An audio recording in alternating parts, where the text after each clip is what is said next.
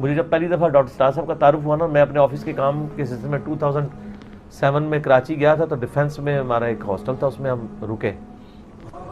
جب زہر کی نماز کا وقت آیا نا، تو میں نے اس کو سیکورٹی گارڈ کو کہا یار میں تو نماز جماعت سے پڑھوں گا، مجھے کوئی مسجد بتاؤ. کہنے لگا سر آپ کو یہاں 15 منٹ واک پہ جانا پڑے گا، سمندر کے کنارے کے سے قریب ہی ایک مسجد ہے، بہت بڑی، وہاں نماز پڑھیں. تو میں نے کہا ٹھیک ہے، میں نکل گیا، پوچھتے پوچھاتے پہنچ گیا. جب میں وہاں پہنچا تو بائی چانس جماعت ہو چکی بھی تھی. میرا خیال تھا وہاں پہ 1:30 بجے نماز ہوگی، لیکن 1 یا 1:15 بجے ہو چکی تھی. بہت بڑی مسجد. اب میں تو کٹر بریلوی تھا نا اس وقت، تو میں سونگنا شروع کیا کہ یہ مسجد کس فرقے کی ہے. بڑا سونگ گیا جی، نہیں پتہ لگا، کیونکہ اس میں کوئی علامت ہی نہیں تھی. نہ یا اللہ یا رسول اللہ لکھا تھا، نہ یا اللہ مدد لکھا تھا، نہ حق چاریہ لکھا تھا، نہ کوئی پنجا لگا ہوا تھا. صاف ستھری مسجد، ایڈی بڑی مسجد، غلطی نال بھی کوئی چیز نہیں تھی لکھی ہوئی. میں سوچ میں پڑ گیا یہ مسجد کس فرقے کی ہے. تو میری عادت ہے کہ کوشش ہوتی ہے میں جماعت سے ہی نماز پڑھوں. کچھ لوگ وضو کر رہے تھے، میں نے ان کو کہا کہ جی جماعت کروا لیتے ہیں، کیونکہ نماز کا میری جماعت رہ گئی. تو ان کا ہاں جی کرا لیتے ہیں.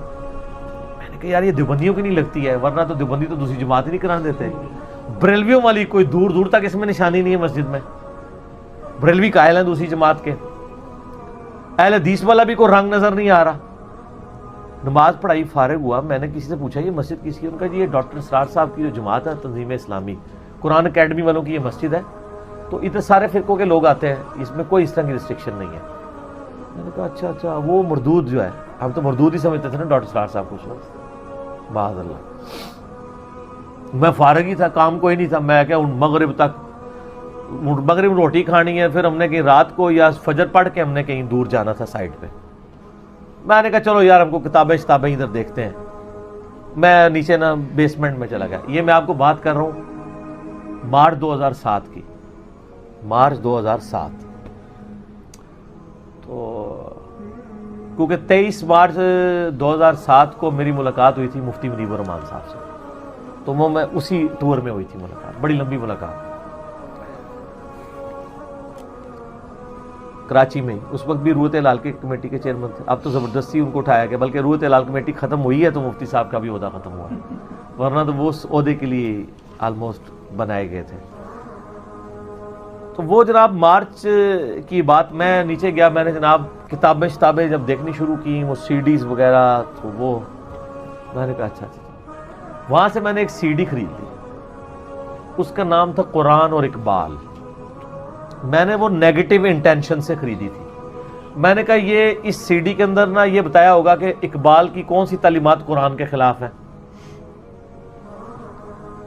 تو میں یہ سمجھ رہا تھا کہ میں کوئی ڈاکٹر اقبال کا زیادہ سگا ہوں. مجھے نہیں تو پتا تھا کہ ڈاکٹر اسرار صاحب تو اقبال کو ایک آئیڈیل طور پہ مانتے ہیں، پولیٹیکل ایک سٹرگل کے اندر. خیر میں نے وہ سی ڈی لے لی.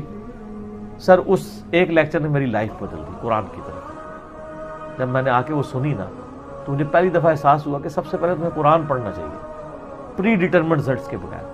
تو میں نے قرآن پڑھنا شروع کیا، تو آہستہ آہستہ میرے عقیدوں کی اصلاح ہوئی. میں ڈاکٹر صاحب کے پاس گیا، دستبوسی کی، ان کو بتایا بڑی ڈیٹیل. 2 دفعہ میری ان کی بڑی لمبی ملاقات ہوئی، بڑی شفقت فرمائی. تو میں نے کہا ڈاکٹر صاحب آپ کی وجہ سے اللہ تعالیٰ نے ہمیں ہدایت دی ہے. ڈاکٹر صاحب کی آنکھوں میں آنسو آ گئے. انہوں نے کہا بیٹا آپ اللہ کا شکر ادا کریں، اللہ تعالیٰ نے آپ کو بہت بڑی دولت دے دی ہے، توحید کی دولت.